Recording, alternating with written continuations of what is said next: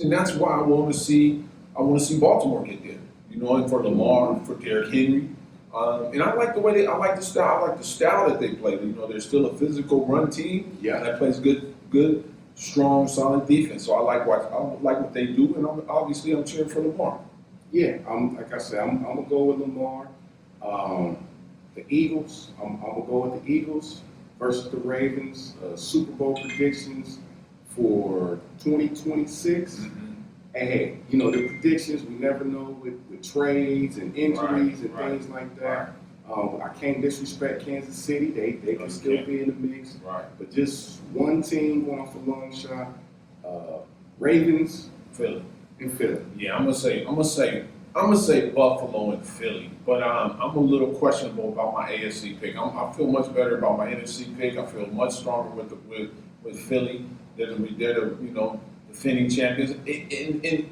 In all fairness to all the other teams, it's tough to repeat in the NFL.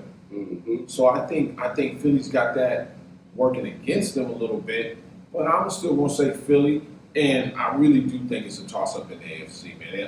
I think Buffalo or Baltimore and San Diego is a little bit of a dark horse for me in the AFC.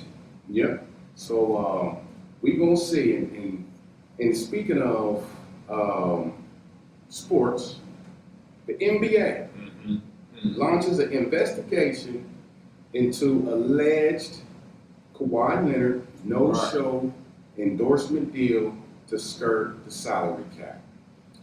And this is tough. I'm going to say this is alleged. Of course, it's an investigation, and I'm very big on respecting investigations. Right.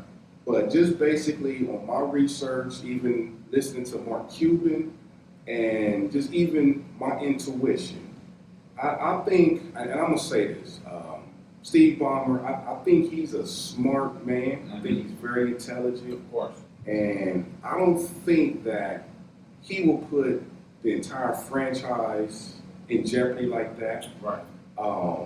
And allegedly, Mark Cuban said the company that he donated to was allegedly a part of some type of fraud. So if there's any type of fraud into a backdoor dealing that maybe they was trying to do, not gonna say on the behalf, but maybe, if we do this, he may be happy.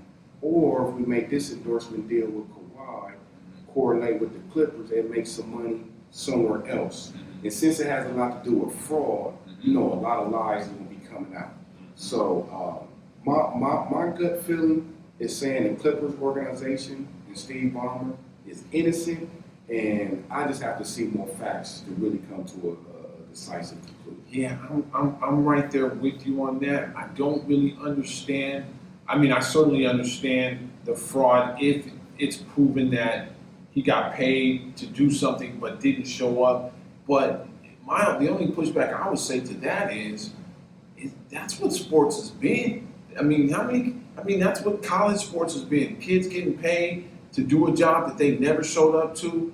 I don't know. I don't know enough about it, and I gotta agree with you. I'm gonna hold on to my judgment until I can find out more about what happened there. But that's an interesting story in terms of skirting the salary cap.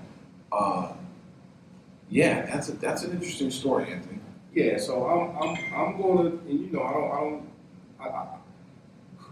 I never want to accuse anyone for any type of wrongdoing, especially, we got our followers is really, really growing. We thank everyone for listening. And one thing that we always, Sean and I always talk about, we want to keep it real with you guys. We want to be information with you guys. We want to have a little fun with you guys. Yes, yeah. But we want to have our own opinions and views. Sometimes we may disagree. That's still my friend. Yes, sir. But one thing we still respect. Yes, but one thing we do agree on, we're not here to just intentionally be spreading false information. Absolutely. Now, don't take our opinions as spreading false information. That's just how one of us feel, how he feel. Right. But we do not want to spread false information, and we have no intentions on doing that. Certainly not passing judgment on Kawhi, Steve Ballmer, the NBA. That's a complicated situation. Yeah.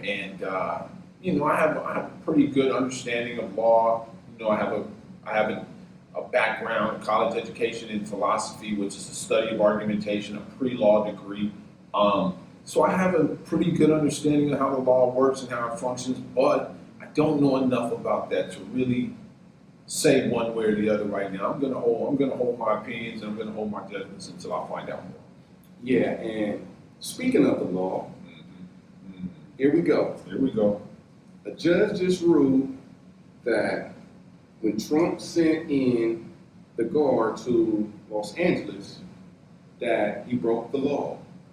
And now Trump said without a doubt, he didn't say when, but he said without a doubt, Yes, he did. he is sending the National Guard Right, to Chicago right, because of crime. right. What's your thoughts and opinion? Again, that's a loaded question right there. But number one, so we have these federal and local judges passing. A lot of local judges making rulings on federal policies, Yeah. right? Which I believe oversteps whatever authority they have. Okay, that's number one. So when you're talking about breaking the law, sending the National Guard in, how is the president of the nation, the leader of the National Guard, Army, and all national forces? I'm not sure how that's breaking the law. I'm not here to protect anybody. I'm just saying I don't understand how that's breaking the law. Because we know that federal law supersedes state and local law. Yep. So isn't that what we know? The states have rights, but isn't that what the federal government is there for, right? In case on a national level, right, there needs to be some kind of you need to impose some kind of law, jurisdiction, or law and order, whatever it may be. I just don't understand how that's breaking the law. That's number one. And I do think these local judges, or in a sense to themselves, almost kind of breaking the law because they're passing a decision on federal law from a local judge position, which I think is overstepping their authority. Yeah, I think some of it is they're trying to delay. That's what it is. And I believe the Supreme Court will overrule some of these Ultimately. because Mhm. the president has authority in an emergency that he sees fit. He or she, excuse me, but the Mhm. president is a man, can take off, can nationalize any state's national guard. That's under the Constitution. They have a right. Now, I think the confusion with some people is it's not commonly practiced. Okay. And I would just hope and think common sense, Democrat, Republican, this is not even political. Right. Can we agree that crime is wrong? I mean, just this past weekend, Labor Day weekend in Right. Chicago, how many people got shot? 58 people shot in a weekend. That's not normal. I mean, come on, guys. I mean, this is not political. I understand some of y'all don't like Trump. Anything he do is bad. I get it. I mean, But yeah, go ahead. This is getting ridiculous. Come on, And man. people have a right to be safe. Absolutely. And so it's frustrating. That's the function of the government, is to protect citizens. Man, I mean, we see what's happened in Washington D.C. over the last few weeks. That the National Guard has been in Washington D.C. enforcing the law alongside of local police. Right? We're seeing tangible evidence of crime dropping, murders, carjackings, and all these things that are happening in D.C. have clearly gone down since the National Guard has been there. Chicago is one of the most violent cities in the world. yeah, and it's crazy because I've been looking at some of the city council members, some of the city council meetings in Chicago where some of the constituents is screaming at the Chicago City Council saying that they want the National Guard to come and get their city safe. It's crazy, and these is black and brown folks. Right. They're trying to play that race. Always. And that's another time. We're gonna talk about that. We'll get back to that. Because I'm gonna go on a tangent as soon as we start talking about race. Yeah. I got to be careful with that topic there. But no, I did. There's an organization led by a black woman in Chicago called Chicago Flips Red. So we're seeing how black organizations, black minority organizations, are clearly leaning more towards the Republican Party. Yeah. Chicago Democrats are doing themselves a disservice to continue to try to deny the reality that crime is a problem.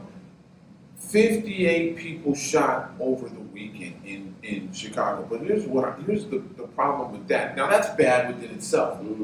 8 people killed, 5 of them were innocent black women who were killed in Chicago, from what I understand. There were innocent people killed in that. That's gang violence that has spilled over into the community and is now impacting people who have nothing to do with that. To me, it's time to, you need help. The mayor of Chicago, you need help. The governor of Illinois, you need help. But the Democrats are so entrenched in their position that anything Donald Trump says, they're going to oppose regardless. So I think Chicago, I think Illinois has a problem because the Democrats just will not relent on their position to be anti-Donald Trump. And I'm going to talk about Washington, D.C.'s Democratic mayor, Mayor Mayor Bowser. Bowser. Right. Now, she just reversed and said, you know what? I want to work with you guys. Right. This is absolutely making sense. Right. And she sees it because crime, in my opinion, and everybody out there know, Anthony Perry, I'm independent. I've never been a Democrat. I've never been a Republican. I look at issues. Some issues, it may side more with Republicans. Some issue, it may be side more with Democrats. But when it comes to safety, I'm a little bit on the Republican side for safety issues. Right. Because we have kids. I want my kids to go to school safe. I don't want my kids harassed by nobody, no law enforcement agency, nobody on the streets. But the mayor, and applaud out to Mayor Bowser in D.C., shout out to you, sister, and she's a Democrat. She said, this makes sense. It's working. Right. So, Chicago, Mayor Johnson, you tripping, bro. And quit saying all that slaves built this city and all that, bro. Come on, man. You tripping. You Brandon Johnson, you tripping, bro. But you guys got, the unfortunate part for me is the Democrats get their marching orders.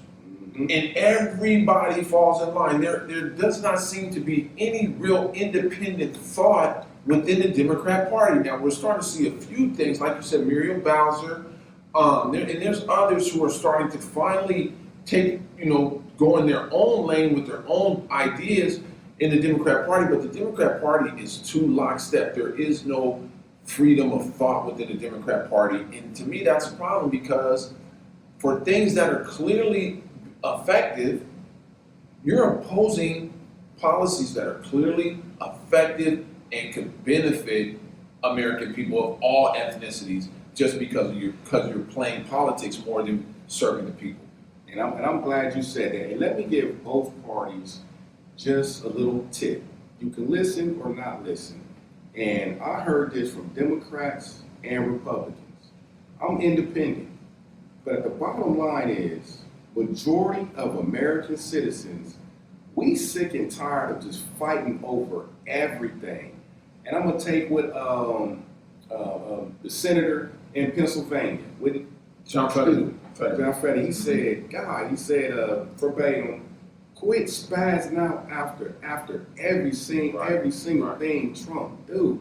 Like, bro, come on. I mean, he's the president of the United States, the most powerful planet, the most powerful nation on this planet for a reason.